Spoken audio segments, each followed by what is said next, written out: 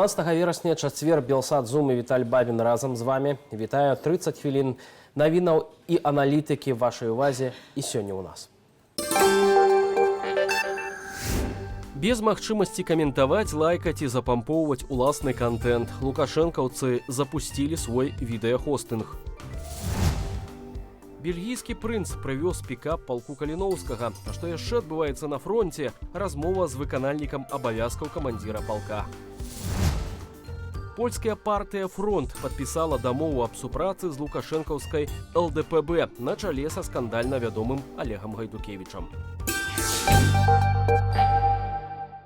У Беларусі стартаваў запуск відэахостынгу «Відэабел». Чыноўнікі пазіцыянуюць яго як беларускі аналаг YouTube. Сервіс акумулюе прапагандысцкі контент дзяржаўных медыяў, тэлевізійныя праграмы, інтэрв'ю, спецпраекты, стрымы. Кожны дзень на партале абяцаюць падборку 5 найбольш важных, на думку прапаганды, навінаў. Завабліваюць таксама адаптыўным дызайнам ды наўпроставымі трансляцыямі падзеяў з удзелам Лукашэнкі. Магчымасці ўпадабаць матэрыял ці паставіць адмоўную ацэнку не прадугледзелі. Не ўдасца і запампаваць на хостынг уласныя відэа карыстальнікаў. Гэта інструмент, які не будзе ў руках нашых апанентаў, заявіў міністр інфармацыі Лукашэнкі Марат Маркаў. Таксама Маркаў дадаў, што ўлады не плануюць закрываць сервісу відэахостынгу YouTube. З намі на сувязі Паўлюк Быкоўскі, старэйшы аналітык праекту Media IQ. Спадар Паўлюк, вітаю вас. Вітаю вас, добрый дзень. Навошта нам такі відэахостынг для беларусаў, як заяўляюць улады, дзе няма магчымасці не каментаваць, не запампоўваць уласны контент? Ну, напэўна, ёсць розныя беларусы. Напрыклад, мне, як чалавеку, які даследуе, і нашай камандзе, якая даследуе ў медыа-IQ праявы інфармацыйных уплываў, прапаганды, гэта вельмі карысны ресурс, бо яны сабралі ў адным месцы все, што мы даследуем, і, магчыма, яны тут не будуць выразаць тое, што яны выразалі на YouTube, бо баяліся пераследу ад YouTube за, можа быць, мову варажнечы, там нейкія іншыя рэчы, нападкі, которые, недапушчальныя ў прыстойным грамадстве. Магчыма, тут все будзе без цэнзуры, таму мы можам вітаць гэты праект, ён вельмі карысны для нас. Дзякуй. Разам з тым, у першы ж дзень на беларускім Ютубе бачым, што вельмі шмат там Лукашэнкі, ажно 43 узгадкі і дзесяткі відэа. Ці гэта, уласна, не адштурхоўвае беларускую аўдыторыю, да і ўвогуле аўдыторыю, якая паспрабуе сёння туды зайсці і паглядзець, што там жа ж ёсць? Падобна, што яны зрабілі такі бэк-офіс, бэкап, вернее, всяго, што яны робяць на выпадак атамнай вайны, каб захавалася і было даступна, калі іх раптам выкінуць з YouTube. Але само па сабе, і тое, што яны сабралі, мы бачым, што тут ёсць Беларусь-1, ОНТ, Белта, СТВ, РТР, Беларусь, СБ, Беларусь сегодня і Мір. І калі паглядзець гэтыя каналы, то там ёсць не все, а толькі тое, што вырабляецца для беларускай аўдыторыі. І тут атрымліваецца, што, напрыклад, на РТР Беларусь 1,5 перадачы, так бы мовіць, на Міры таксама 1,5 перадачы, толькі тое, што робіцца пра любімага кіраўніка Александра Лукашэнку. Пра астатніх тут вельмі мала. І, адпаведна, тут атрымліваецца, што ёсць адзін глядач для ўсяго гэтага, каму все будзе забяспечана. Акрамя наша праекта Media IQ, напэўна, это будзе Александр Лукашенко. Калі казаць пра астатніх, то наўрад ці ім будзе так цікава, бо навошта нармальныя людзі прыходзяць карыстацца Ютубам і падобнымі хостингамі. Яны хочуць там атрымаць не толькі навіны, тут, можа быць, допустим, ёсць навіны, але і шмат рознага, і фільмы паглядзець, мультфільмы паглядзець, абмяняцца сваім відэа, абмеркаваць відэа. Вот вы звярнулі ўвагу на тое, што тут немагчыма нічога абмяркоўваць. Тут увогуле немагчыма даведацца колькасць праглядаў. Вот на Ютубе мы это маглі паглядзець. А тут, напэўна, будуць казаць, а вот зато на «Відэабел» у нас былі мільёны і мільёны праглядаў. Правда, вот мы ведаем з інфармацыі, якую перахапілі кіберпартызаны, што там не такія вялікія замашкі на мільённыя прагляды, там на 1000 праглядаў пакуль разлічваюць. А калі раптам сервіс упадзе, значыць, было больш за гэтыя 1000 праглядаў, можа быць, нават некалькі тысячаў было праглядаў. 1000 праглядаў, а разам з тым па $1 мільён у год хочуць выдаткоўваць улады, каб утрымліваць гэты відэахостынг. Як бы вы ацанілі ўвогуле гэтую суму, укладзеныя грошы і ў тым ліку дызайн гэтага праекту, ці ён зручны, да прыкладу, для карыстання, для таго, каб глядзець відэа, знаходзіць іх добра? Ну, па грашах такія праекты мне складана ацаніць, бо тут адсутнічала ўвогуле канкурэнцыя, тэндары. Всё гэта рабілася, ну, неяк так вот, па-за конкурсам. А па-за конкурсам, цэны могуць быць фактычна любымі. Э, Калі казаць пра зручнасць для карыстання, то на сённяшні момант, калі, мала карыстальнікаў, то і то падвісаюць, прагляды відэа, то бок, яны ў дзень, калі яны запусцілі свой сервіс, ужо сутыкнуліся з тым, што, ну, трошкі не спраўляюцца з тымі аб'ёмамі. Ну, я не ведаю, ну, можа быць, зайшлі, 10, 20, 30 неразлічаных чалавек, і гэта всё ўжо, шэф, всё прапала, відэа падвісае. А калі браць сервісы сур'ёзныя, кшталту Ютуба, то, в прынцыпе, там, прадугледжана нават не тое, што зойдуць мільёны людзей паглядзець, там прадугледжана, што могуць быць і атакі на падобныя кшталты рэсурсы. Ну і не сакрэт, што і, вам, як тэлеканалу, даводзілася сутыкацца з, так скажем, агрэсіўнымі дзеяннямі, розных людзей, і вы ведаеце, з чым вы сутыкаецеся. Ці сапраўды відэабел разлічаны на падобныя і вялікую цікаўнасць людзей з аднаго боку, а з другого боку магчымыя, DDoS-атакі ці што-небудзь падобнае, то я не ведаю. Гэта пакажа час. Раней акурат міністр інфармацыі Маркаў казаў пра тое, што Рутуб – гэта мёртва народжанае дзіця. Дык вось, на ваш погляд, ці не стане такім жа мёртва народжаным і беларускі і YouTube, як яны яго называюць? Ну, глядзіце, Маркаў, я не буду спрачацца з тым, што ён спецыяліст, і з яго ацэнкамі таго, што зрабілі в Расіі, я салідарны. А то, што робіцца в Беларусі, ну, тут ён чамусьці такую вот прынцыповасць не праявіў, тут я з ім не салідарны. Калі казаць пра, грошы падаткаплацельшчыкаў, то праўдападобна, што гэтыя грошы, ну, выкарыстаны не вельмі эфектыўна ў гэтым, разе. Бо, падобна кшталту сервісы, нават калі сыходзіць з пункту гледжання, інтарэсаў кіроўнага рэжыма, мусяць быць разлічаныя на тое, каб імі карыстались усе. Адміністрацыйным чынам прымусіць людзей глядзець тэлевізар, ну, гэта можна ў, антыутопіях убачыць. У рэальным жыцці гэта можа быць толькі в арміі або турме. Ну, Беларусь пакуль што знаходзіцца трошкі далей ад, такой казёншчыны. Таму я думаю, што гэты сервіс все ж таки не будзе карыстацца вялікім попытам, ну, а значыць, грошы будуць выкарыстаныя, ну, не вельмі эфектыўна. А якую ролю ён можа выканаць перад будучай прэзідэнцкай кампаніяй, перад выбарамі, якія маюць прайсці на лета? Вот, шчыра кажучы, я не ўпэўнены, што ён будзе іграць, прынцыпова нейкую ролю. Но у нас уже было некалькі спробаў аб'яднаць усе дзяржаўныя інтэрнэт-праекты, каб збіраць у адным месцы інфармацыю. Ну, добра, гэта яны аб'ядналі. Такія праекты былі, на іх выдаткоўвались грошы, грошы спажываліся. Людзі кшталту мяне з задавальненнем карыстались гэтым рэсурсам, нам было прасцей працаваць. А калі браць масавую аўдыторыю, яна, па-першае, не даведваецца пра існаванне гэтых праектаў, а па-другое, ну, людзям трэба канкурэнцыя медыяў, каб можна было параўнаць меркаванне ў адным месцы, ў іншым месцы, як асвяцілі тут, як асвяцілі там. А калі все сабрана в одну кучу, ну, гэта проста падыход, як быццам бы, вы зараз кіруеце тэлевізарам, у якім много кнопак. І вот на всех кнопках вы, разлічылі, што будзеце паказваць. А інтэрнэт гэта зусім іншая сфера. Пасля таго, як з'явілась канцэпцыя Web 2.0, калі все сталі не толькі спажыўцамі інфармацыі, але і контента, але і стваральнікамі контента, абмяркоўваюць яго, ствараюць, все гэта пераблыталось, і гэта ўжо сучасны свет, дзе няма такой прынцыповай мяжы. А стваральнікі відэабел, ну, прынамсі на гэтым этапе, пакуль што жывуць у свеце да Web 2.0. Гэта, сервіс, у якога, канешне, ёсць магчымасць, рабіць, вяшчанне відэа, але ва ўсім астатнім не каментаваць, не, удзельнічаць у стварэнні гэтага відэа, ну, ніяк нельга. Ну, таму гэта, ну, не сучасна.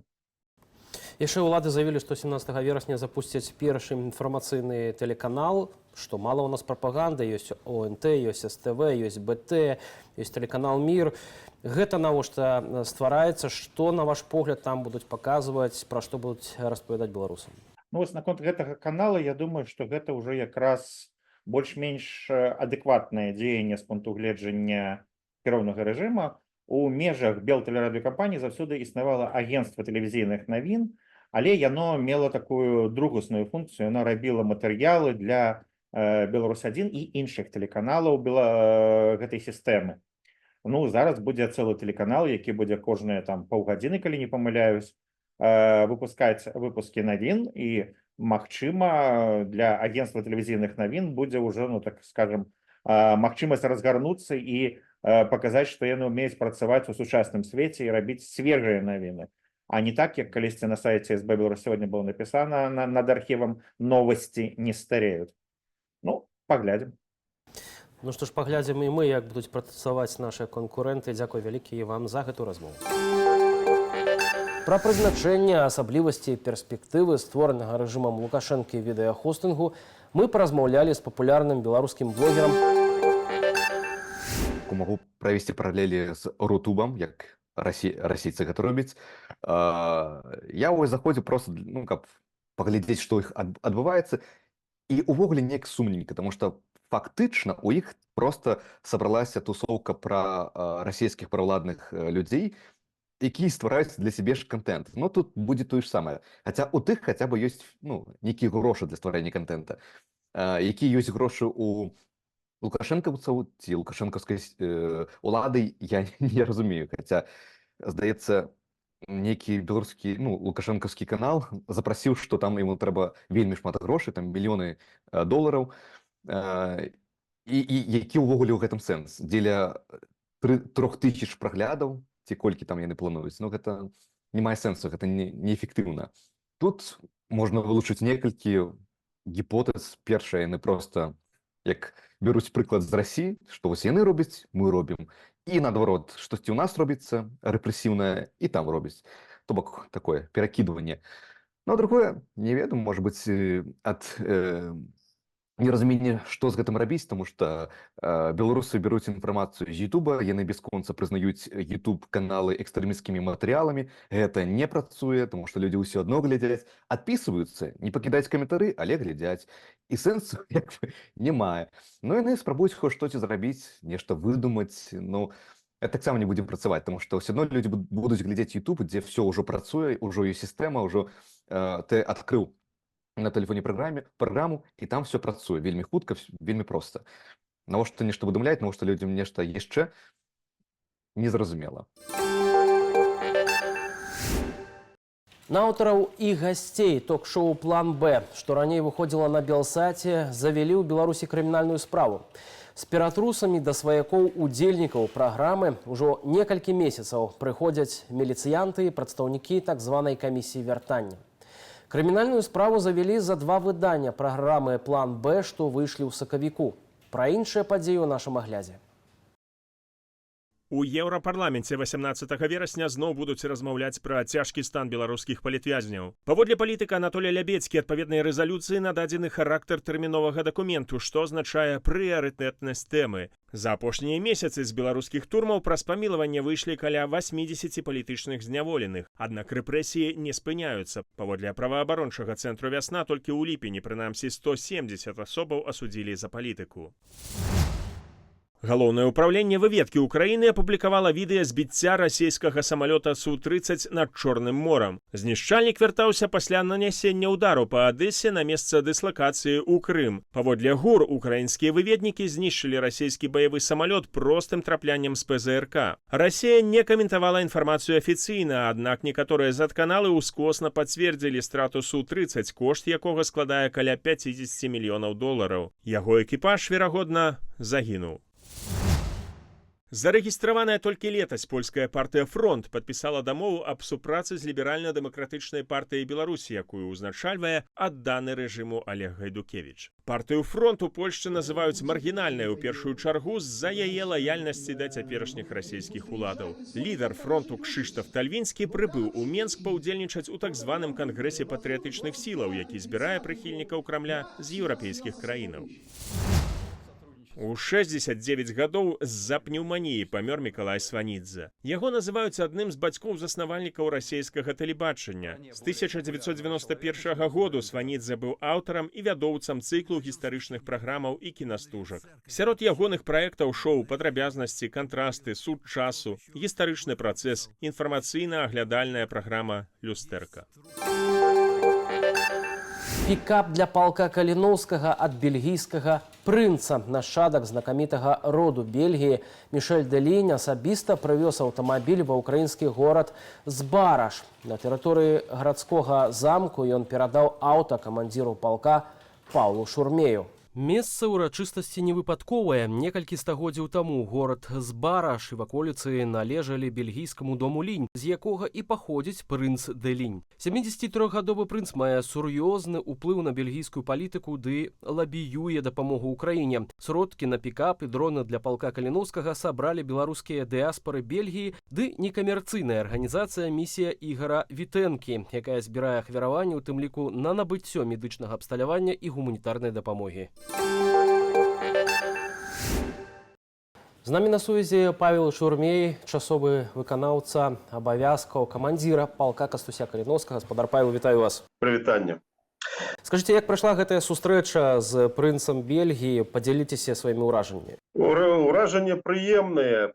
Па-першае, магчыма, нехта палічыць, што гэта не карысныя такія ўражанні. Па-першае, самае прыемнае, што гэта дапамога нашых беларусаў з Бельгіі, таксама украінцаў, і пры ўдзеле прынца Бельгіі, які сам уласна са сваім сябром, баронам, неўзіраючы на свае гады, прыгналі нам гэты пазашляхавік, пікап Nissan Navara.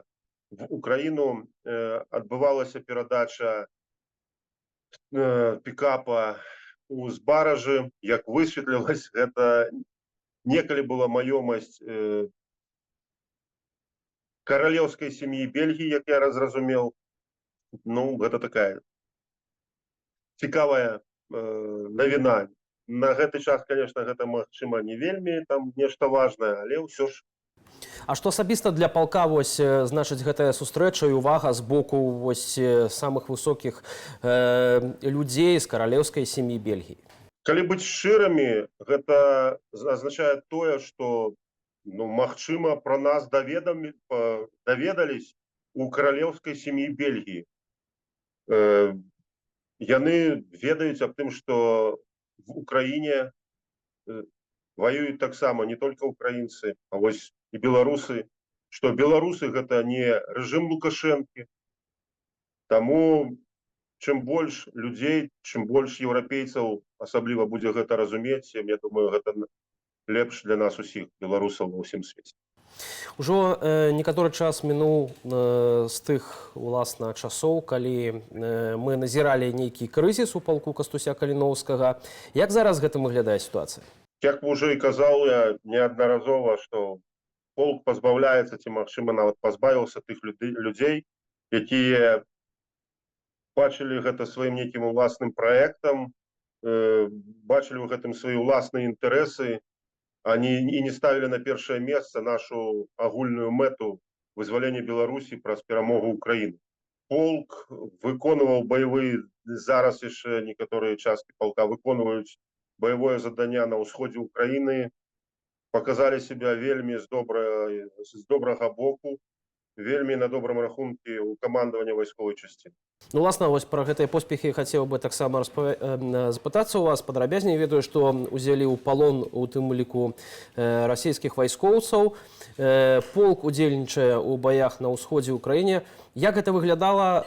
Што вы маглі ўвогуле распавесці пра апошнія вашыя навіны? Мы разумеем, што то, што датычыцца нашай вайсковай працы, мы не аб усім можам распавядаць. Вельмі добра адпрацавалі нашы хлопцы пехота, артылерыя, мінамётнікі дакладна, БПЛАшнікі. Зараз сучасная вайна, яна такая, што БПЛА выходзіць усё больш і больш наперад, таму што ёсць магчымасць, умоўна, калі не з першага, то з трэцяга ці з пятага удара FPV-дронам уразіць цэль, і гэта можна лічыць добрым вынікам, калі, напрыклад, на нейкую тэхніку ворага пойдзе 5 FPV-шак дронаў, але не больш кошта нават 120-й мінамётнай міны. Асабліва калі браць міны заходняга ўзрастка, тое, што пастаўляе захад Украіне, то за одну міну можна дакладна набыць 3 альбо 5, а магчыма і больш FPV-дронаў. Звычайна, магу распавесці, напрыклад, это не як зараз выглядае сучасная вайна. Зразумела, што спачатку адбываецца розвідка, доразвідка, потым все з дапамогою БПЛА пехота рушыць наперад, напрыклад, там, займаць пазіцыі, калі выяўляе ворага, праз сувязь адбываецца зварот да артылерыі, артылерыя дапамагае пехоце, яшчэ больш, кажу, сучасная вайна, БПЛА дапамагае пехоце, як ісці наперад, так і адбіваць атакі ворага. Спадар Павел, усё часцей чуем, уласна, ад палітыкаў, у тым ліку ад вышэйшага кіраўніцтва Украіны, што вайна можа скончыцца яшчэ да канца гэтага года. Якія настроі ў палку, як вы бачыце гэтую сітуацыю? Мы шчыра ўсе разумеем, па-першае, усе жадаюць, мы все людзі, мы зразумела, што мы все жадаем, каб вайна хутчэй скончылась з аднаго боку. Але мы ўсе разумеем, што калі яе скончыць на тых межах, якія ёсць зараз, Расія на гэтым не спыніцца. Мы ўсе гэта разумеем. І мы разумеем таксама, што для нас, беларусаў, павяртанне на радзіму магчыма праз змены ў Беларусі. А гэтыя змены ў Беларусі магчымы толькі пасля таго, калі у рэжыма Лукашэнкі не будзе падтрымкі з Расіі, з той сучаснай Расіі, якая зараз ёсць, з тым рэжымам Расіі, які там зараз ёсць. Таму для нас відавочна, што наш шлях дадому гэта праз перамогу Украіны над Расіяй у гэтай вайне. Ну і акурат рэжым зараз рыхтуе чарговыя прэзідэнцкія выбары на лета. У апазіцыі пакуль няма нейкай уяўнай стратэгіі, як на іх дзейнічаць. Як на гэтую сітуацыю глядзяць у палку? Можа, вы рыхтуеце нейкі сюрпрыз для дыктатара? Бо ён вас вельмі баіцца, вельмі баіцца. Мы спадзяемся, праз тое, што зараз Вадзім Кабанчук увайшоў у кабінет, і што яго атрымаецца падштурхнуць нашых лідараў апазіцыі, кабінет, да больш рашучых крокаў. І яны ўжо кажуць аб тым, што ёсць паразуменне таго, што мірным, мы ўсе жадаем, каб все было, вайна не прыйшла ў Беларусь, але разуменне таго, што мірным шляхом ніхто уладу не аддасць беларускаму народу. Бачна, крыху разумення прыходзіць да лідараў беларускай апазіцыі. Мы разлічваем на іх больш рашучыя крокі і ў тым ліку жадаем пабачыць сапраўдную дапамогу добраахвотнікам в Украіне, беларускім добраахвотнікам в Украіне. То бок вы робіце стаўку на беларускія дэмакратычныя сілы. Ці ўсё ж такі у большай ступені ўсё залежыць ад вас? Мы чакаем, мы маем надзею, што ўжо ж ад беларускіх дэмакратычных сіл пойдзе тая дапамога беларускім добраахвотнікам в Украіне, усебаковая, і рэкруты, і фінансавая дапамога, матэрыяльная дапамога, і прыйдзе разуменне, што трэба рыхтаваць план, як вы кажаце, на наступны год. План дзеянняў. А калі вайна не скончыцца у наступным годзе, які ёсць план Б? Мы все дарослыя разумныя. Мы разумеем, што на 99% залежыць ўсё ад перамогі Украіны. Таму будзе гэта ў наступным годзе, ці па наступным годзе. Мы ўсе жадаем, каб гэта адбылося як мага хутчэй. Але мы ўсе дарослыя, і ёсць рэал палітыкі, мы ўсе гэта разумеем. Чакаем гэтага, і мы дзякуй вялікі за размову. У новым выданні кнігі рэкордаў Гіннеса 2115 рэкордаў з усяго свету, больш за 80% з іх новыя ці абноўленыя сёлета. Сярод рэкардсменаў 16-гадовы амерыканец з самымі вялікімі ў свеце рукамі і нагамі, брытанка, якая навучыла сабак развешваць шкарпэткі, індус з калекцыяй незвычайных аўтамабіляў, ды іншыя. Далей без каментара.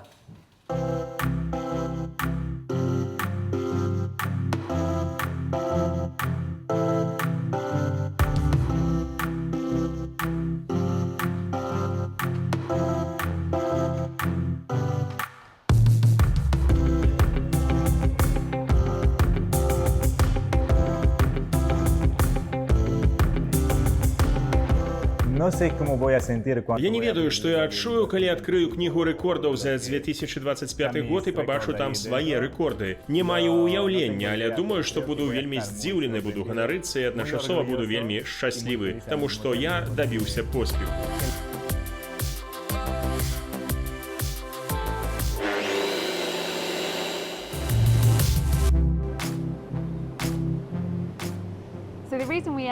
Прычына, з якой мы стварылі самую вялікую ў свеце электрычную зубную шчотку, гэта таму, што ў мяне і майго сябра Шона ёсць канал на YouTube, дзе мы ўвасабляем у жыццё ідэі вынаходніцтва з дзяцінства.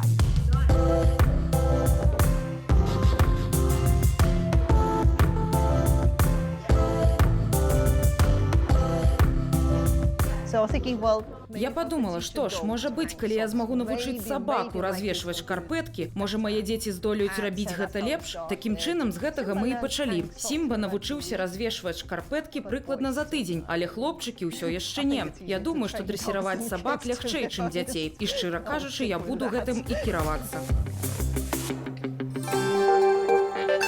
Такім быў дзень сённяшні. Заклікаю каментаваць нашу трансляцыю, ставіць нам упадабанні, калі гэта для вас бяспечна.